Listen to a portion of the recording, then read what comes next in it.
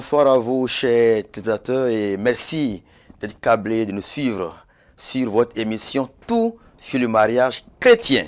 Nous sommes ici vraiment pour tout dire sur le mariage chrétien. Et nous avons la joie d'accueillir pour vous le Père Jacques Agossou. Mon Père, bonsoir à vous. Bonsoir, Père. Nous sommes heureux de vous accueillir sur le plateau de Lumen Christi TV. Nous sommes ici pour tout dire aux fidèles sur le mariage chrétien. Et je vais vous présenter, vous êtes né le 21 octobre 1968 à Baningbe, à Porte-Novo. Bien sûr. Et le 10 août 1997, vous avez été donné par mon soeur Vincent Messan pour le compte du diocèse de Porte-Novo. Ouais. Donc vous êtes prêtre du diocèse de Porte-Novo. Après quelques années dans la pastorale paroissiale, vous êtes allé à Rome, à Urbaniana. Ouais. En 2005, vous avez obtenu le doctorat en droit canonique. Et depuis plusieurs années, vous êtes chancelier du diocèse de Porte-Novo. Actuellement, vous êtes curé sur la paroisse Saint-Jean-Bosco de Tamen-Seto. C'est bien ça. C'est bien ça. Dans la commune d'Ajara. Ouais. Merci d'avoir répondu présent à notre invitation. Merci, mon père. Vous êtes chancelier du diocèse de Porte-Novo. Et nous sommes ici pour parler du mariage, qui est en plus des sacrements et aussi un acte juridique. Voilà. Et donc, on ne peut pas parler de droit sans administration. Voilà. Très bien. Alors, le canon 1069, mon père, dit que tous les fidèles sont tenus par l'obligation de révéler au curé ou à l'ordinaire du lieu les empêchements dont ils auraient connaissance, et ce, avant le mariage. Donc, c'est ce qui justifie la publication des bans. Alors, mon père, vous êtes chancelier. Dites-nous, c'est quoi la publication des bans? Merci, mon père. Avec la constitution du dossier, on demande aux époux, on demande à l'homme, où est-ce qu'il a séjourné pendant 6 mois de suite, depuis qu'il a l'âge de 16 ans. De 16 ans. Pourquoi cette prévision de 16 ans? Bon, parce qu'on se dit qu'à 16 ans, il est déjà sorti de la puberté.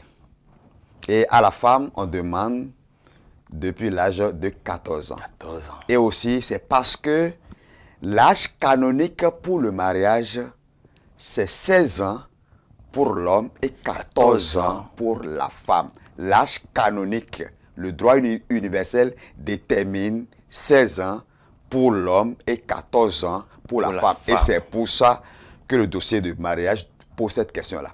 Donc, quand les époux ont dit là où ils sont restés 6 mois de suite, depuis qu'ils ont cet âge-là, c'est en ces endroits-là qu'on envoie les publications de ban. Si la personne est restée à Djougou, le dossier, la publication de ban ira à Djougou. Si la personne est restée à Lokossa, alors, ces publications de ban-là, c'est pour qu'on cherche s'il n'y a pas d'empêchement au mariage. Ou s'il n'y a pas de situation qui viendrait annuler le mariage. Donc, c'est un acte nécessaire. C'est un acte nécessaire. Alors, je sais pas pourquoi le droit précise une période de 6 mois. Pourquoi 6 mois précisément? Bon, le droit précise une période de 6 mois parce que lorsque vous avez déjà 6 mois, vous faites déjà 6 mois dans un milieu où vous pouvez acquérir le quasi-domicile ou le domicile. Parce que ce sont encore des précisions là. Et dès que vous avez passé 6 mois, c'est le curé de l'endroit où vous avez déjà fait 6 mois là, c'est ce curé là qui pourrait considérer votre dossier de mariage. Donc, les publications sont envoyées à ces différents lieux, sur ces différentes paroisses là, pour que les fidèles disent si oui ou non ils connaissent des empêchements ou des situations qui pourraient invalider le mariage des époux. On dit, ils sont tenus par l'obligation. Ce n'est pas facultatif. Ce n'est pas facultatif. Quelqu'un qui connaît des empêchements est tenu en conscience de le révéler au curé. Autrement, il sera responsable ou co-responsable de l'invalidité du mariage de ces époux-là. Merci, mon père. Alors, sur quelle durée doit-on publier le projet de mariage des futurs époux? Bon, ce que nous avons souvent vu faire chez nous, c'est pendant 3 semaines. 3 dimanches. D'accord. On publie pendant 3 semaines. Et comme vous le savez, la forme de publication chez nous, c'est ce que nous connaissons. Cela se dit à l'église.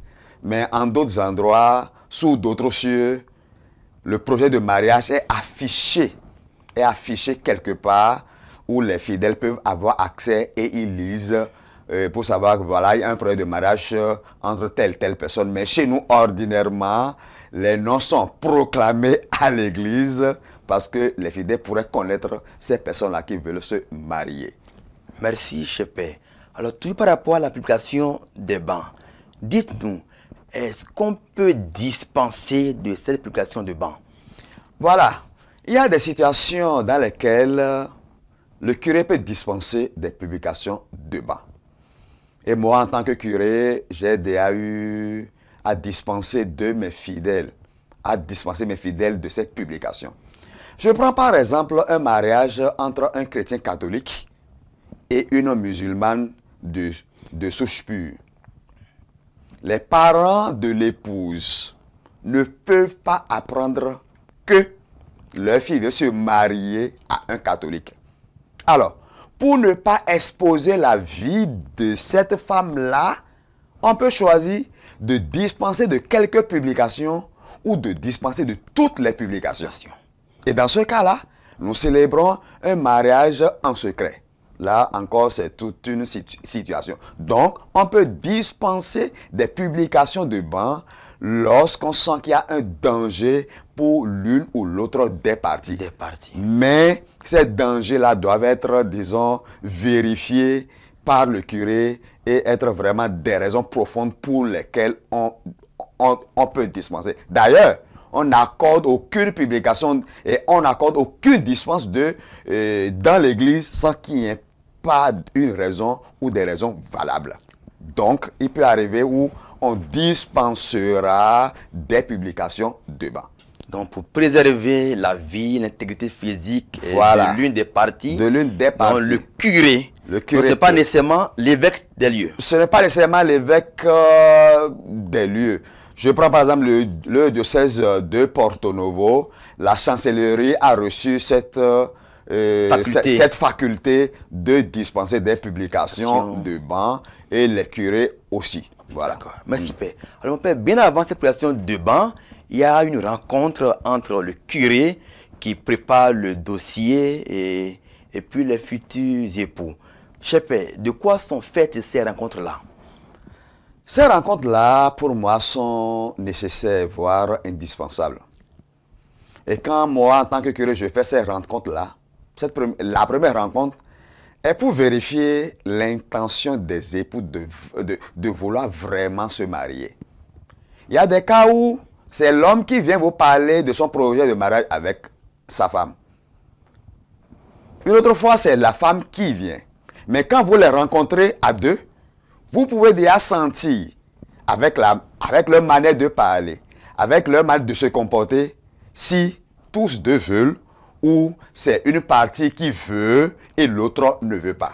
Donc c'est pour vérifier l'intention des époux de vouloir vraiment se marier. Et c'est une rencontre vitale. Le mariage n'est pas d'abord une question de dossier à constituer. C'est des personnes vivantes qu'il faut rencontrer et qu'il faut accompagner. Donc c'est pour vérifier l'intention des futurs, mais c'est aussi pour les accompagnements et pour les accompagner dans ce cheminement. Dans ce cheminement qui va les amener à la célébration du mariage qui, comme on dit, ouvre une nouvelle page dans leur vie.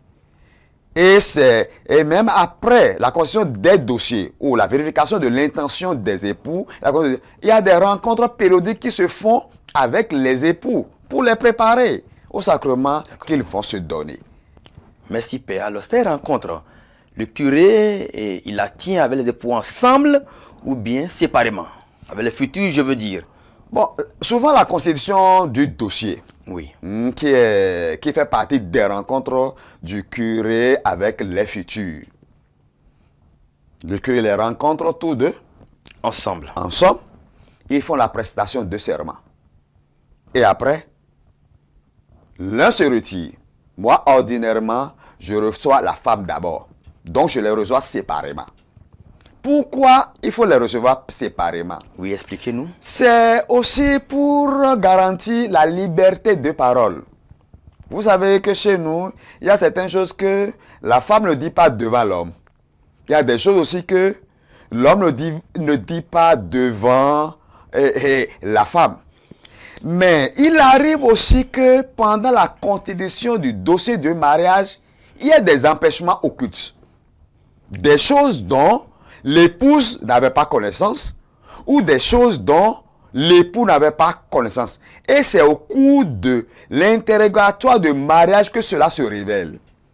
Donc pour pouvoir permettre à l'homme de s'exprimer librement et surtout parce qu'il a déjà prêté serment de dire toute la vérité sur tout ce qu'on va lui demander pour qu'il soit libre de parler, pour ne pas commettre une parjure, pour ne pas cacher des empêchements ou des situations invalidantes, il est mieux de les recevoir séparément. Alors, cher Père, au cas où durant cette rencontre séparément faite, au cas où l'un des futurs révélerait une situation dont l'autre n'est pas au courant, que fait le curé? Le curé doit amener la partie qui révèle la situation à dire la vérité. D'abord, il a prêté serment de dire la vérité. Oui. Certainement, de dire la vérité. Il a dit au curé.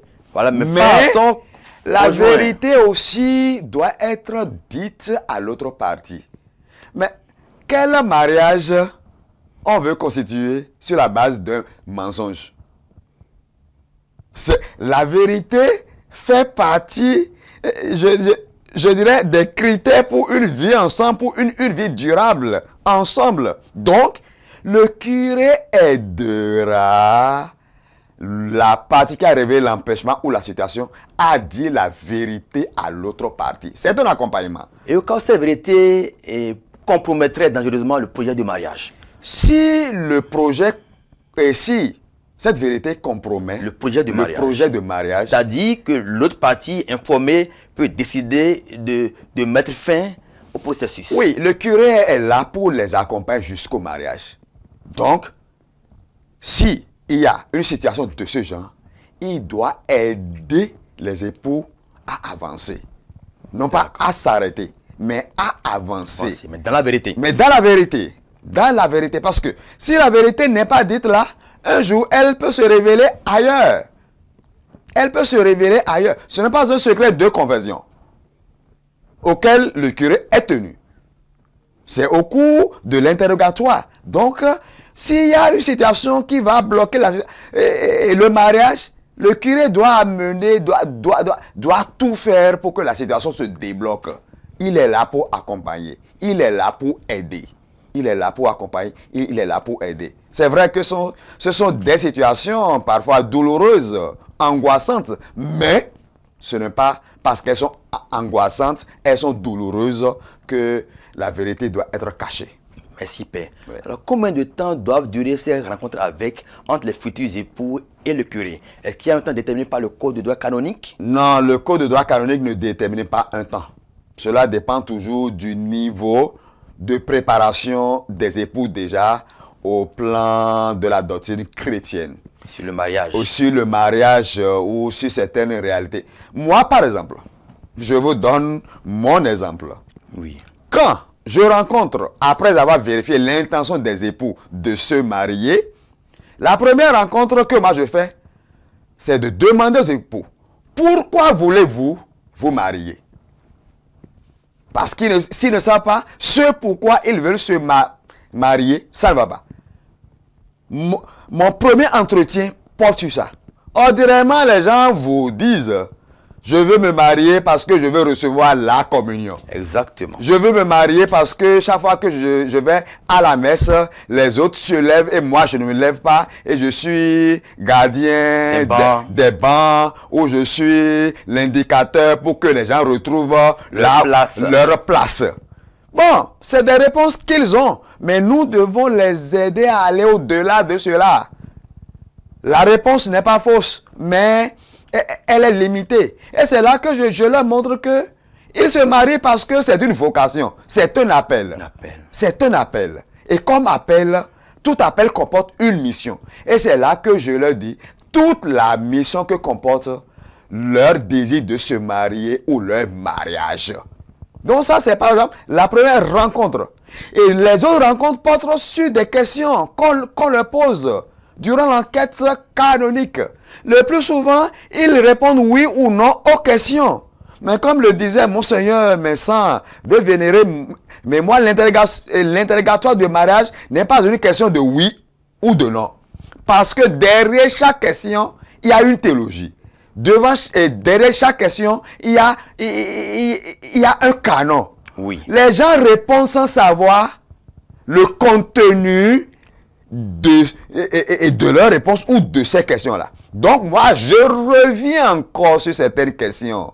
Par exemple, la question de l'unité du mariage, la question de l'indissolubilité du mariage, la question de fidélité, la question de l'éducation des enfants. Donc, il y a un certain nombre de questions sur lesquelles on revient. Ou la question de la gestion des biens dans le couple, la gestion des conflits. Il y a beaucoup d'autres questions qu'on peut aborder. Donc, il n'y a pas un temps déterminé. Oui, c'est un temps de préparation pour le mariage. Mais la formation devrait continuer aussi après le mariage, ce que nous n'avons pas toujours. Merci mon père. Oui. Alors pour revenir au canon 1069, Oui. qui parle de l'obligation pour les fidèles de dénoncer ou de révéler les empêchements dont ils auraient connaissance. Oui. Donc l'application des bans pour annoncer le mariage. Alors dites-moi, est-ce que dans votre ministère de prêtre, il vous est déjà arrivé de recevoir des retours d'empêchement pour des mariages publiés à l'église? Oui, il m'est arrivé de recevoir des retours de publication avec empêchement de mariage. Mariage, très bien. Le plus souvent, c'est que il a enfant ailleurs, il a femme ici, il a femme. Mais j'ai reçu des retours de publication avec empêchement de mariage. Et quand c'est un empêchement d'irriment de mariage, si on ne peut pas dispenser de l'empêchement, le mariage ne sera pas célébré. Ce n'est pas une question de sentiment. Ah oui. Ce n'est pas une question de sentiment. C'est une question de vérité. Pendant que la salle de fête a déjà été réservée, oui, le service traiteur a reçu une avance sur la facture. Bien sûr. Les parents sont informés. Bien sûr, le parrain est descendu de Londres. Bien sûr, mon père. Moi, j'ai eu, en tant que chancelier, arrêté des mariages où tout était déjà prêt. C'est douloureux. Très douloureux. C'est très douloureux. Mais c'est salutaire pour les couples. Là, c'est le cas heureux où vous avez été informé avant le mariage. Je suis informé avant, j'arrête. D'accord. Alors, cher père, dans le cas peut-être rare où un empêchement est signalé le jour du mariage ou à 1 heure de la célébration du mariage, que faire? Bon. Le mariage est à 10 h et à 9 h, on vous signale un cas d'empêchement. Alors, dans ce cas, d'abord, que dit le droit? Bon, le droit dit, et là, je m'en vais vous lire un canon précis dans ce cas. D'accord, père. Alors, le canon 1080 oui, dispose: chaque fois qu'un empêchement est découvert, alors que tout est déjà prêt pour les noces, très bien, et que le mariage ne pourra, sans risque probable de graves dommages, être différé jusqu'à ce que la dispense soit obtenue de l'autorité compétente, l'ordinaire du lieu, et pourvu que le cas soit occulte, tout ce dont il s'agit au canon 1079, paragraphe 2 et 3, étant observé les conditions exigées au même endroit, ont le pouvoir de dispenser de tous les empêchements, sauf de ceux dont il s'agit au canon 1078, paragraphe 2, numéro 1. Qu'est-ce que ça dit? Si on peut dispenser de cet empêchement, même à 30 minutes, on peut le faire. Mais qui est habilité à dispenser? Voilà. Le code parle de certains cas et du canon 1078. Oui. Il y a des cas de dispense qui sont réservés au Saint-Siège. Ah oui. Par exemple, l'empêchement de crime. l'empêchement de l'ordre sacré ou l'empêchement de vœux religieux. C'est réservé au siège apostolique. Alors, cher Père, et pour un fidèle lambda, Oui. pour les fidèles qui nous suivent, Oui. qu'appelle-t-on empêchement de crime pour un mariage? Empêchement de crime, Oui. par exemple.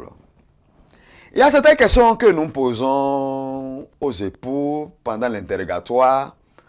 Et la question est relative, est-ce que leur conjoint ou leur conjointe est décédé avant telle ou telle situation?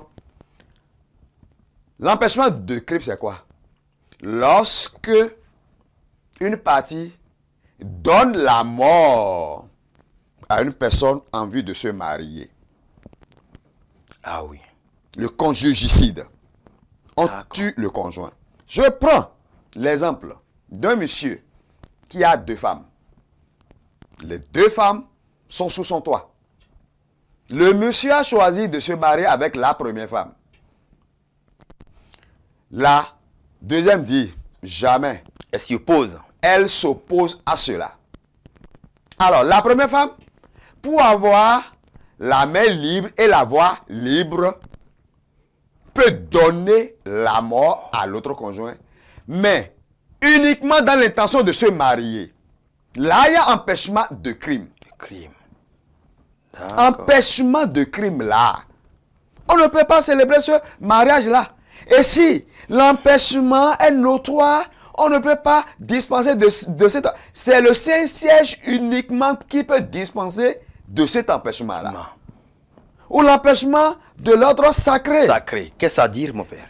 Le clerc, le diacre, le prêtre, l'évêque, de par leur ordination, ne peuvent plus se marier religieusement.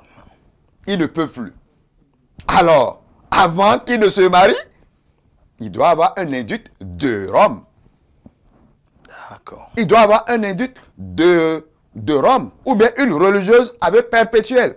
Moi, j'ai déjà eu dans mon ministère où j'ai rencontré un couple et une partie était religieuse avec perpétuelle. Mais dès que j'ai vu la question être religieuse avec perpétuelle, la réponse était oui. J'ai dit attention, il faut que je puisse retrouver dans le dossier l'induit de Rome qui la relève de ses vœux. Effectivement, j'ai retrouvé l'induit et ce mariage-là pouvait être célébré entre le futur, entre l'homme et, entre griffes, l'ex-religieuse. Mais, si il n'y avait pas cet induit-là, il y a empêchement de mariage. Et aucune autorité ne peut dispenser de cet empêchement-là. C'est le Saint-Siège qui le fait. Donc, quand l'empêchement, on peut dispenser de cet empêchement à quelques minutes du mariage, il faut le faire. Mais il y a des cas où le mariage est déjà célébré. Moi, on m'a appelé une fois en tant que chancelier. Le mariage était déjà en cours. Quand on m'a averti la messe était en cours. La messe était en cours. Que faire? Quand on m'a dit, je me suis dépêché d'aller sur la paroisse.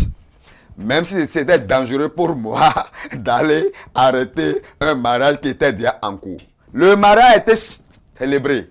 Mais heureusement, c'était un mariage pour lequel on n'avait pas pris une dispense. Donc le mariage a été célébré. Et c'est après ça que la dispense a été accordée. Donc, le mariage a été célébré invalidement. Mais dès que la dispense qui rendait, la dispense qu'on n'a pas obtenue et qui a rendu le mariage nul a été obtenue, nous disons que le mariage est convalidé. Alors, cher père, une question. Qu'appelle-t-on dispense? Parce que plusieurs fois, dans vos réponses, le mot dispense est revenu. Voilà, fidèle. D'accord. Ouais. Quoi une dispense? L'empêchement. L'empêchement, par exemple, c'est la loi qui interdit de poser tel ou tel acte. Ou dans le cas du mariage, le législateur dit, dans telle condition, on ne peut pas célébrer le mariage. La loi est là. L'empêchement est là. La dispense vient comme un relâchement de la loi. L'obstacle qui est là est levé. Est levé, est enlevé. pour que la voie soit libre pour aller au mariage. Donc, la dispense est un relâchement de la loi. La loi. Pour que l'acte juridique que le législateur avait interdit puisse être posé. Merci, Père. Voilà. Chers téléspectateurs, nous avons eu vraiment la joie d'écouter un chancelier, un canoniste en la personne du Père Jacques Agossou, qui nous a expliqué quelques-uns des contours administratifs du mariage. Spécialement ce qui a trait à la rencontre entre le curé et les futurs époux, de quoi sont faites ces rencontres. En plus, nous avons exploré le canon 1109, qui parle de l'obligation de révéler les contraintes ou les empêchements de reconnaissance avant le mariage. De quoi sont faites ces publications, quelles sont les conditions et quels sont les différents empêchements. Le Père essaie de nous en parler un peu. Et puis la dernière question qui dit, mais si c'est à 1 minute de la messe qu'on est informé d'un empêchement, que faire? Le Père, avec son expérience, nous a suffisamment instruit sur l'attitude et la question des dispenses est venue. Et vous avez expliqué. Merci mon Père, vous étiez l'homme qu'il nous fallait sur tout sur le mariage chrétien. Et merci de revenir une fois encore répondre à nos questions, à la joie des téléspectateurs. Merci à vous et à la prochaine. Merci mon Père, la joie est partagée. Merci. Et je serai heureux de revenir. Merci beaucoup.